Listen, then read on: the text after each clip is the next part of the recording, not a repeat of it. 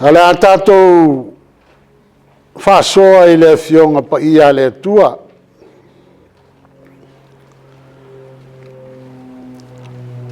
E ala I le launga I le suafa o le tamā. Le alo ma le anganga pa ia. O le mta upu lea sa tātou whaitauina mai le whengai ngā fau. Le mori maua mareko. E leo se mata upu e whaingo fie o na launga ina. Ona e tofu le tangata malana whaaliliwina o le tuspaia. E tofu fo I le tangata malana sa ilinga I le afionga le tua. Ai peita iane. A ova avai ma o tilo tilo. O na o langona leo le whatau waa. Ma o whape atu. Ta ofi se mea le lei e au ngā ia te oe. Ai la fuai se whale tonu. O lona winga o lea whamtalanga. E le aise ato o toa o le au auna. E na te whamatala ina ai. Ma oto ina se moni ma se whamaoni. O le fionga pa ia le tua. Ai nao se vai e whapea. O le mta upu lea sa tātou whaitawina. E le fau I lau whafonga. O le ngangana e masani ai ua whawhangongo. Tangi ao I le aso. Ma le aso. Ai mai se. O le launga ina o lana tuspa ia. E lea whai whi au ma lea whai launga. Po oso se tasi e whai tau tuspa ia. Ua tofu I tātou. Ma lona whamatalaina. Ai au tilo whai launga. I se vai o lautou au auna. No ova vai lea o lo ta oto ai. I to tonu o nei fo I paro kalafa. Se wha manatu ia te oe. Maau I lea aso ma lea aso. O e maau o tangata au auna I lea tua. O e o ta ua o leo keusiano. E te toe sila. Ma e toe vai. Po ai e suru nai te au auna iai. Pe whape I le Jesu o lo e tapuai ai I le aso sa, ma e launga I le aso, ma le aso. E afua se whamtalanga. Ono o le whtalainga Jesu o lo whetalai o na soo. O le asa o tau whalongo. O le asa mo li mau a tangata ia te au le atali o le tangata. O lona winga o lo taoto ai nā. O lo tau tino e le tua, e le ai masesi o le lalolangi le nei, na te iloa ina Jesu. Fai maile mo li mau o le apostolo e le kalesia Roma, ua na o le atua le tamā, na te iloa ina lo natali. A tātou whamatalatala ina ia ngangana. O lona winga, o lo iai nā le vā o le tamā ma le atali. E se ale vai a nise to tele. A le tilo o le tamā. Na whānaua lo nā tali. E le aise winga. E le aise amio. E lilo ia te ia. E whapenase. Tilo o le tuspa ia. I le whaupunga le apostolo Paulo. Na o le atua le tamā. Na te iloa ina Jesu Keriso. Wai mai leo le tala le sa tātou whaitawina. O e tau whaalongo, o le ale tala tangata ia tea. O lo tau tino ai e le tuspa ia, po le finangalo le atua, le au keusiano, le au moni mau, e le ai setasi o I tātou, e a toa lana tilo, I ai Jesu Keriso, ai sea, o Jesu Keriso, o lo taui le amio tonu, pa ia le atua. Tātou te le mawhai o nā au ili ina, lo nā lofa, o lo nā ngalelei, o lo na finangalo, a pele lau soifua ma lo wola. Tingā na tātou whale tonu, tingā na tātou leanga, ai tu mau alo na lofa. Whai mai le whamtalanga le tuspa ia, ua fia wawenga e te vai ai. Ua fia se lau tangata na au whawhanga ina, i le nao ia e lua ma areto e lima. Sa au whawhanga ina i areto e fitu, ma ia e lua. Ua fia mai o whatu, ua fia ta waso o whapupula, a lea lava e whai mai. O Elia, Ioane el Baptisto, o le mau lea le au so, po le tali lea le au so ia Yesu, ina ua fesili Yesu, lea le tau o tangata iatea. Whai mai le tala le au so, whai mai nisi o oeo Ioane el Baptisto, whai mai nisi o oeo Elia, whai mai nisi o oeo Jeremia, whai mai nisi o oeo so le au perfeta, e a fua lea whamtalanga, ono lo tali tonu ma vavai, Yesu Keriso, o se tasio perfeta, e toi tu mai. E leo se atua, pe leo se alo le atua, ai o le perfeta, ua toi whatuina mai. O le mau lea tangata.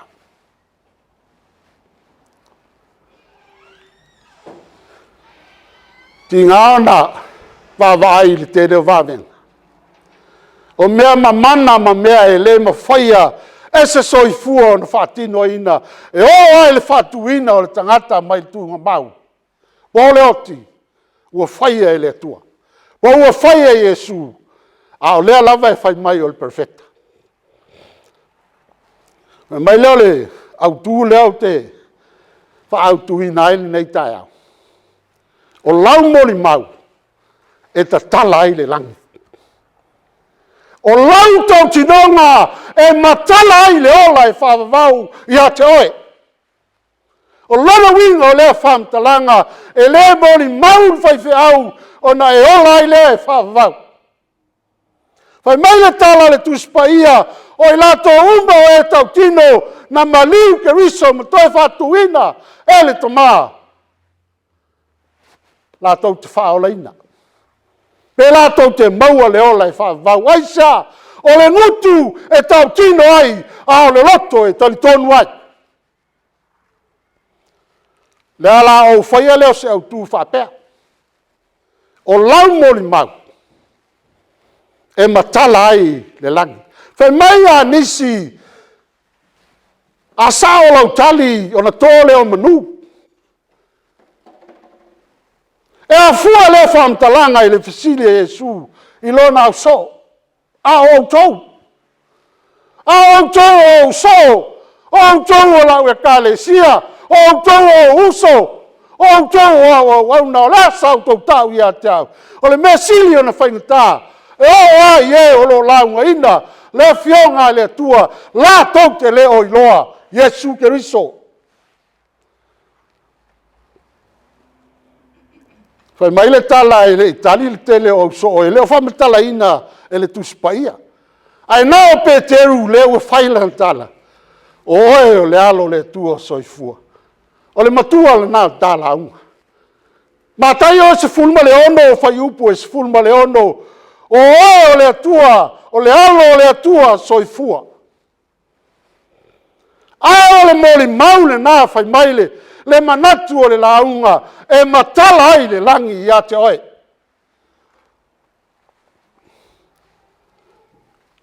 Na o ai i le taimi wa sa vali e su le vai. Whai mai leo le tala a Peteru. A whai o ele li i vala au mai o te aluatu. O na whai mai leo le tala a Yesu sau. Ai sa vali Peteru i lunga o le sami ua toi manatu i le tereo o mea po ona au tafa ona ngoto ai le lalo. Whai mai le tala le tuspa ia ua apa atu Yesu e whaola ia te ia. Ona la o le vaa. Ai whai mai Peteru. E moni a oe o le alo le tua. O lana winga o le tautinonga Peteru e le fok. O le fesili. O le alau tautinonga ia Yesu. O le alau moli mau ia Yesu faola. Fai mai leo le tala lea Iesu, Peteru. Amuia oe. Awae leo se tangata na tau ia te oe. A o lo utama. O te mana oe fai loa ia te oe. Lo uso, lo wainga, o le mea e watu e le tua ia te oe. Le mori mau lea. E leo se mori mau na e faia. E leo se mori mau sa e filina. Ai fai mai le whamtalanga o le atua na watu ia te oe. O lo utama oe le langi. O lona winga, a le whangangana ina oe le atua, ia Yesu ke riso o lona alo, e le mawhai ona e tau talai. Aisea, le anga e le oe o stangata na fili e le atua. Mai le tala, pe o nou whai atu. O le moli mau e matala ai le langi. O mai lo leo Yesu. Peteru oe. O lo ta oto ai nā le whamtalanga. A Yesu ia Peteru, Peteru a oe. O le winga le upu Peteru o le maa. O lona winga, o oe a ia o le maa Peteru. Ai o lunga o le papa lea. E a tina e ila o e kalesia. Oe le papa, ke riso. Le mori mau lea Peteru e fai ma whaavae o le kalesia. E fai ma whaavae o le tātou wola, tātou te sauwhanga ai i le langi e whaavau. A le whaavae ai lo soifua, mai mautaini. So mai lau whaamanuianga i ei. O te avatu fo i a te oe ki.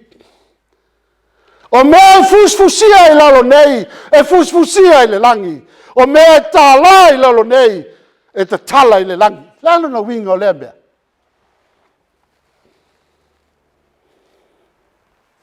E le aima se mea, e lokaina pe tau fia i le finangalo o lofa le tua. O le taimi ai te moli mau ai a Yesu. O le alo o le tua soifua. E matala le langi i a te oe o ana whamanuianga. E sa atu e le tua i lona atali ma lona fine. Whai maila le tala. Ki ia. Ki ia pe teru le malo. Tala noa ama wawa ai nisi o teimi e fōlinga e tasi le ki. Ai ai toi sila sila toa ai ai. E lua ki la ai, fai mai nisi o awa onga. E tasi le ki ai wha lua o na whaonga. Ai o le moli maua nisi o le au fai tuspa ia. E lua ki. O le ki na te tala ai. Le tala le leima le whaolotanga i ai utaia. I le aso Pentekoso. Na fio mai ai le anganga pa ia. Ma wha unu fale alona mana. I e sa vivi i a te ia. O le isi ki na te tala ai. Le whaolotanga i nu ese. Sa tupu i a Cornelio. Lea na vai ai e Peteru le whaalinga. Fai mai o manu ese tula i fasi mai. O mai leo tala le tuspa ia. Peteru. E le whapito ke riso i nu ese. E le whapito le tua i a utaia. E le whapito le tua i a te oe. E le whapito le tua i se tangata le lei. A o i utaia a toa manu ese. O tangata umba o lo laulangi. O i lato umba o e tau tau. Na maliu ke riso o le alo o le tua soifua. E matala ai le langi. A e sila la i le. I le tu fantasia o le matai o se fulma le ono. Lea sa tato faitawina mai le whengainga fou. Ma le e soto la eta ua i le whengainga tuai. E soto mua fai upu mua e o le fitu. E fai siona wha whaingita. Ai o laita tia i nā i le soto. Le whe au mamoni a le atua. Fai mai e le wha lave ina i se tasi. Manuia fola a le atua. Ai sisila e le tala fai mai. Oti o sefa mau na uso. Wa uma na lau mai. Uso o sefa. mai Iosefa lai ai kupito, o na whaiu leo le whamtalanga, ua maliu Iosefa ma ona uso. Ai whatupuina e le atua le nu o Israelu. Le awafa na tatala i le maunga. Na whai mai ai le atua ia Abrahamo, au te whatoa tele ina lau whanau. E pei o whetu o le langi, e pei foi one o le sami, aisa, ua whai ai Abrahamo le finangalo le atua. O mai leo le whamtalanga lea, pei o nau whai ai.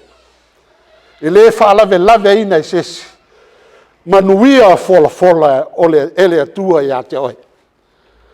A sila i le tala te le, lava le whamtalanga, whai mai o tū lai mai le isi Farao, na te le iloi o sefa, a o ia le sa tau mu whai, ina ia titina le nu o le atua. A o lo ta otua i nā whai mai, e le aisaisi e mawhai, o na wha lawe ina, foanga ma folanga o manuia le atua. A manuia. Manuia sa tau e le atua ia Abrahamo.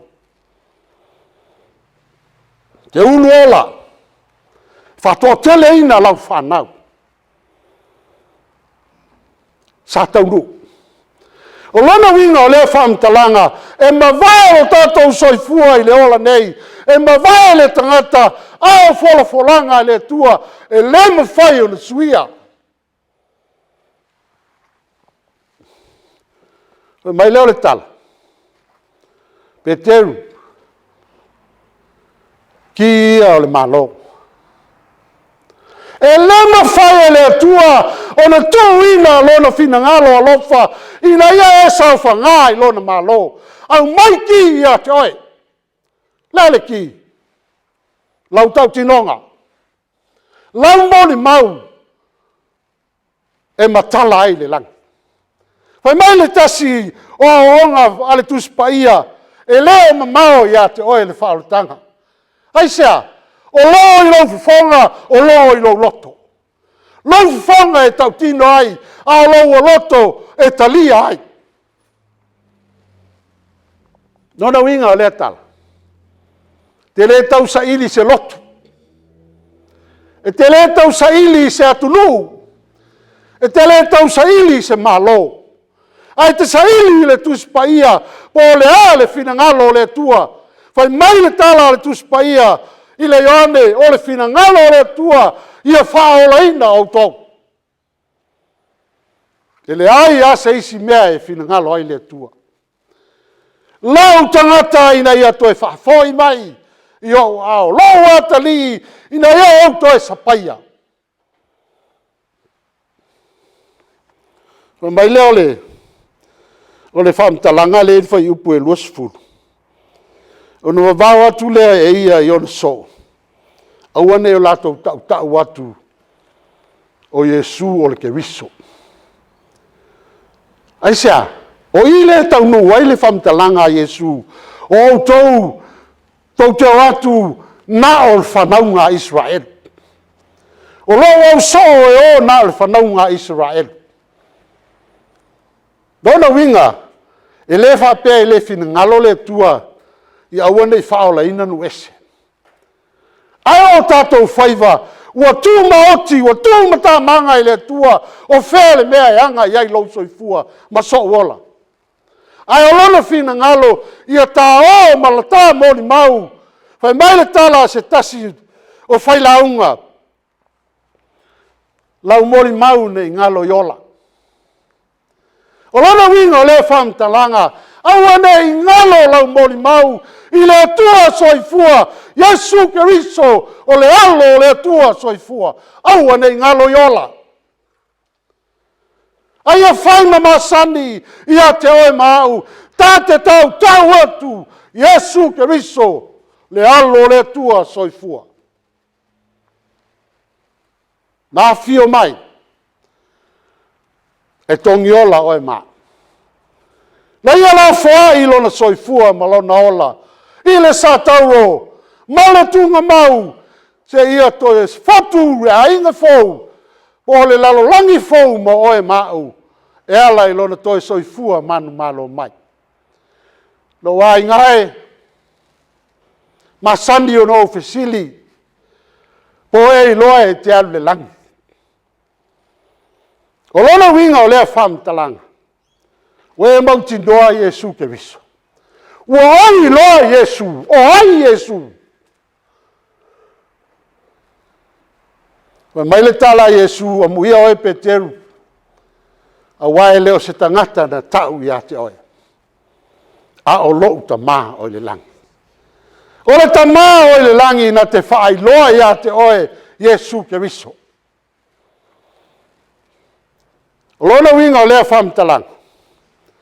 Lona fina ngalo i lana tuspa ia. Pau lea o le mea tātou te usi ta ia. O lo ta oto ai lana a wafa. Ina ia tātou tala molo tātou wola. E tātou te saufa ngā ai lona mā lo e whaavau. Anga le leile atua e lo tātou soifua tā momoe. O le taimi o le whamanatu mai pēo le tuspa ia te i tā ua. Ina ia moni lau wahai a Yesu. Ia e loke riso i lo wola ua lata mai o ia. Ta pena nei. Ta pena oe, ta pena a. Ina ia whaali mai ke riso. Una tātali sua whaatasi lea mai ia i le vane monimo. Whawhea na tātā pena.